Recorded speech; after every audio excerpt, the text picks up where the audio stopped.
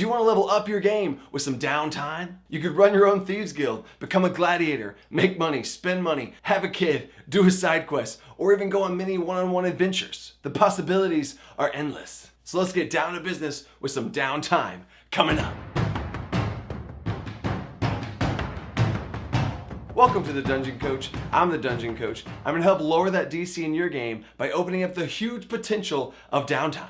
My homebrew video of my long rest system has been my best video so far, not counting that April Fool's prank. It got over 300 likes in 2 days. So I hear you guys, and I'm making this follow-up video. How many likes, comments, and shares a video gets in the first few moments of its release is huge for letting YouTube know if it should go viral or not. So what I've started doing is releasing all my videos as a premiere. This lets me live chat with you guys during the video. So make sure you turn on that notification bell and come hang out. I post videos every Saturday around 9 a.m. Central Standard Time. In this video, we're gonna go over the who, what, where, when, and why of downtime. Why you should put this in your game, when is the best time to do it, where this happens at or away from the table, what are the endless amount of things you can do with it, and who is downtime?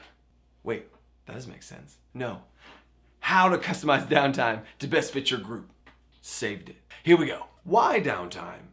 Any adventure you can think of is not constantly going from one battle to the next in an endless cycle of war. Iron Man isn't constantly in his suit fighting and flying around. He's got to have some downtime to rest up, discover new tech, or do missions himself without the rest of the Avengers. Use this time to explain how characters were able to learn these new abilities they just got, and maybe even craft some new spells of their own. They could develop new or deeper relationships with the PCs or other NPCs and go out and do things themselves. I encourage all the DMs out there to make a world that feels alive, and it truly feels like an endless amount of things a character can do besides just stomping through dungeons. Because downtime is pretty much the only time that you can progress character goals that don't involve killing or looting that you need the rest of the party for. My coaching analogy to this is having an off season. You can get burned out and worn down from too much of the same intensity type stuff. So change up that tension, because if things are going at the same fast and intense pace, then it starts to lose its punch and players become numb to it. There are so many things you can do at these lower intensities that are still fun and interesting and let your characters use their time and abilities in different ways. But we'll get into the what you can do in a second. In the Dungeon Master's Guide, there are only 4 pages on downtime, and I'm here to greatly expand on that idea. Kind of like my favorite D&D book of all time, Xanthar's Guide to Everything. I love it so much that was one of the many prizes I did for my Patreon-only contest I do each month. I did a big $200 giveaway when we hit 2,000 subscribers, and I plan on doing even more when we hit 5,000. So back to that Iron Man example. We mainly care about Iron Man because of his movies. Then when the Avengers assemble, we have more stakes in this big picture because we know each of them from their own individual stories. Downtime lets you spend time on that individual character level so that when you focus back on the whole group, it just means more. I am huge on having each of my players having individual goals that they want to accomplish. Sometimes they're directly in line with the main story or another character's backstory, but downtime offers you a chance to progress these individual goals at least a little bit before assembling back together. When downtime? When is the best time for downtime, and how often should you do it? Well, it depends. I talked about this in my homebrew long rest video, but downtime should be shaped around 1, your story, and 2, your group. So for your story, what just happened? Was it an in and out quest where they were in and out in just a day? Maybe they only need 1 day of downtime and then they're off. Or was it a huge quest that they spent weeks traveling and fighting for? Then give them a week off. Or did they just kill the first story arc boss of your campaign? A series of huge epic moments with high intensity. Let's bring it down. Let things slow down and progress a little bit and build up before revealing your big bad evil guys' true plans have now been set in motion. Give them a whole year of downtime to let those things progress for both your plot and your characters. Now I mean an in-game year, not like a real life year. That would suck. The second thing is your group. Are they interested in downtime and what it has to offer? In the same way that I evaluate how much combat I put into the game compared to social encounters or exploration, you have to balance how much downtime your players want. Now going into this next section, I'm going to show you how cool downtime can really be, and your players are going to be super excited for the next chunk of downtime. Where's downtime? Now for where, I mean the meta sense of where are you going to handle this downtime, at or away from the table. Let's say you give your players 1 full week of downtime. Do you run that off right there at the table and have each player go through individually what they're going to do? Or do you take care of everyone's downtime away from the table one-on-one? Luke Hart over at the DM's Lair did an entire video on this that breaks down the pros and cons of which one's better. It's the perfect video to really decide how you want to handle this at your table. So a link to that and his channel will be down in the description. But here's what I do. I usually try and schedule me announcing that there will be downtime at the very end of a session. So they just finished up a big fight and they collected all the loot. Once they arrive back in town, I'll say, And that is where we're gonna end the session for tonight, guys. But now that you're back in town after that huge battle, you're gonna have a chance for some downtime if y'all want. So we'll end that session with my players talking about how much downtime they'd actually want. Maybe there's a pressing concern that they want to get to, or not. This conversation that I spy in on gives me a pulse check as a DM to see what they want to do. So once they all agree on how long their downtime will be, or I tell them myself based on some story reason, I have a full video of my homebrew full rest system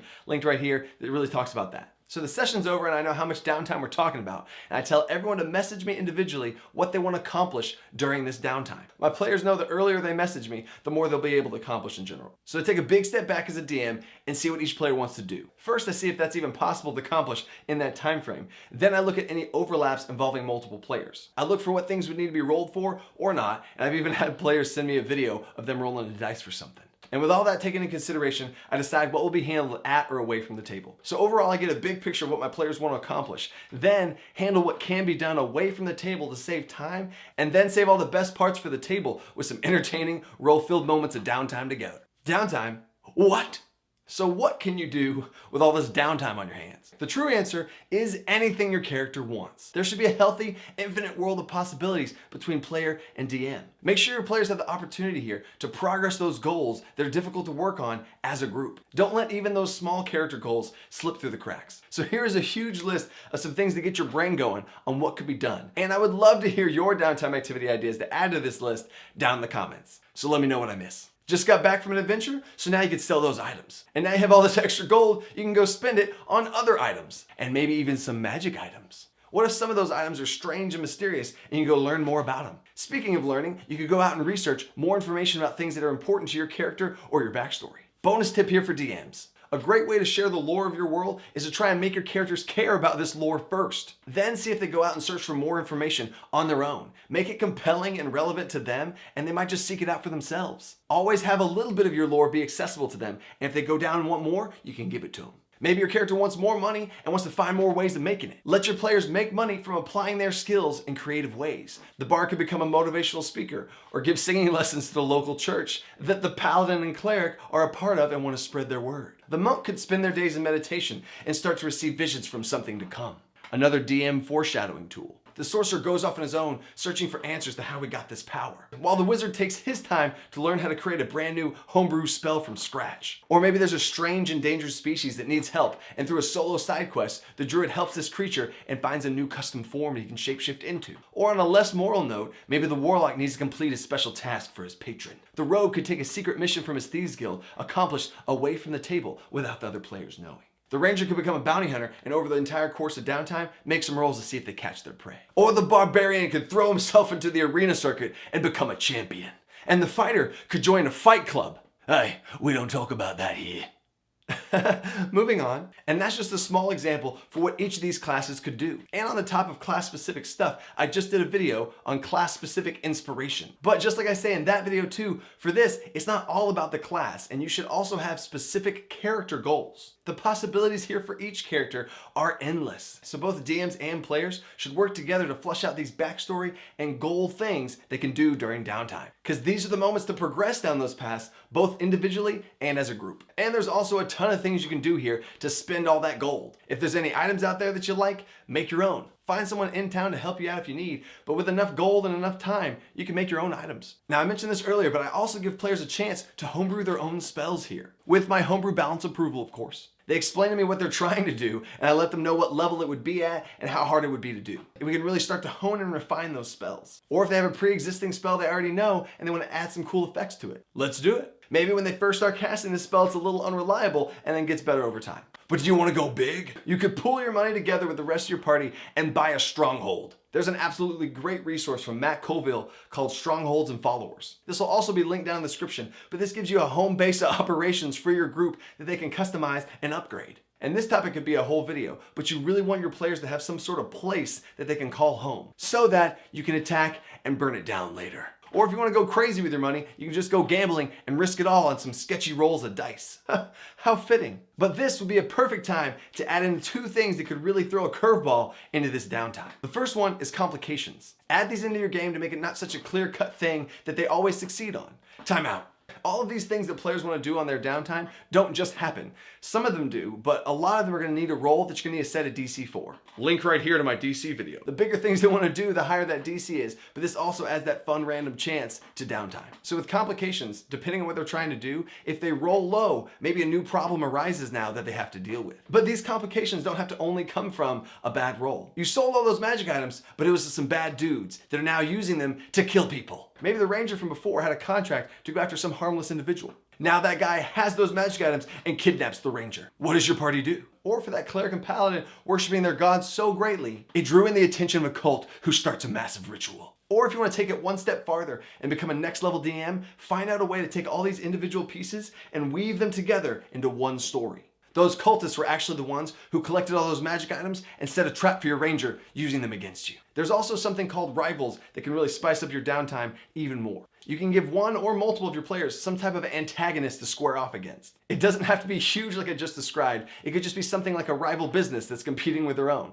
But on a more intense side of things, you can take these complications and rivals and tie them into the BBEG themselves. I have a ton of individual story examples that I could give you guys, but the video would just be too long. A paladin that becomes a general of his own small army, a druid that starts a leatherworking business that turns into an entire trade network, a wizard that makes a tower that protects an entire city, and the best one is the player who had to spend 6 months of real life time away from the group. So while the main group was still going, I ran a one-on-one adventure for him through text, video chat, and talking in person. On his own, he went back to his village to save his people from slavery, find his father, all before making a triumphant return back to the group. When everybody came over, I had that player park really far away and get here early, and he was hiding in another room. So the main group had no idea, and we were here playing in the middle of a big boss battle. I described this big cinematic moment, and then he busted in the door.